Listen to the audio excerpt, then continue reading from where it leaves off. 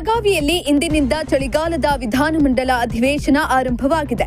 ಅಧಿವೇಶನದಲ್ಲಿ ಸಿಎಂ ಸಿದ್ದರಾಮಯ್ಯ ನೇತೃತ್ವದ ಕಾಂಗ್ರೆಸ್ ಸರ್ಕಾರದ ವಿರುದ್ಧ ಅವಿಶ್ವಾಸ ನಿರ್ಣಯ ಮಂಡನೆ ಬಗ್ಗೆ ವಿರೋಧ ಪಕ್ಷಗಳು ಚರ್ಚೆ ನಡೆಸಿದ್ದವು.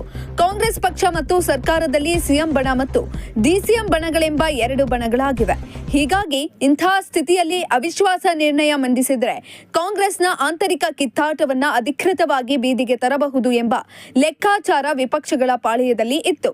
ಆದರೆ ವಿರೋಧ ಪಕ್ಷಗಳ ಬಳಿ 85ಕ್ಕಿಂತ ಹೆಚ್ಚಿನ ಶಾಸಕರ ಬೆಂಬಲ ಇಲ್ಲ. ಏನಿದ್ದರೂ ಅವಿಶ್ವಾಸ ನಿರ್ಣಯ ಮಂಡಿಸಿ ಸರ್ಕಾರದ ವಿರುದ್ಧ ಚರ್ಚೆ ಮಾಡಲು ಅವಕಾಶ ಪಡೆಯುವುದಷ್ಟೇ ವಿರೋಧ ಪಕ್ಷಗಳ ಸೀಮಿತವಾಗಬೇಕಿತ್ತು.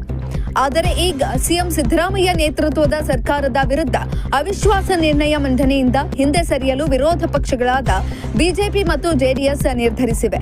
ಕೇಂದ್ರ ಸಚಿವ ಹಾಗೂ ಜೆಡಿಎಸ್ ರಾಜ್ಯಾಧ್ಯಕ್ಷ ಎಚ್.ಡಿ. ಕುಮಾರಸ್ವಾಮಿ ಸಲಹೆಯಂತೆ ಅವಿಶ್ವಾಸ ನಿರ್ಣಯ ಮಂಡನೆಯಿಂದ ವಿರೋಧ ಪಕ್ಷಗಳು ಹಿಂದೆ ಸರಿದಿವೆ.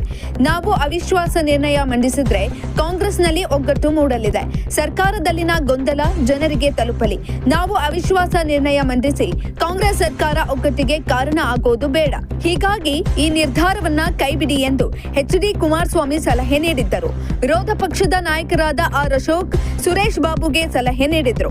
ಇದರಿಂದ ಬಿಜೆಪಿ ಮತ್ತು ಜೆಡಿಎಸ್ ಪಕ್ಷಗಳು ಈ ಚಳಿಗಾಲದ ಅಧಿವೇಶನದಲ್ಲಿ ಸಿದ್ದರಾಮಯ್ಯ ನೇತೃತ್ವದ ಸರ್ಕಾರದ ವಿರುದ್ಧ ಅವಿಶ್ವಾಸ ನಿರ್ಣಯ ಮಂಡಿಸುತ್ತಿಲ್ಲ.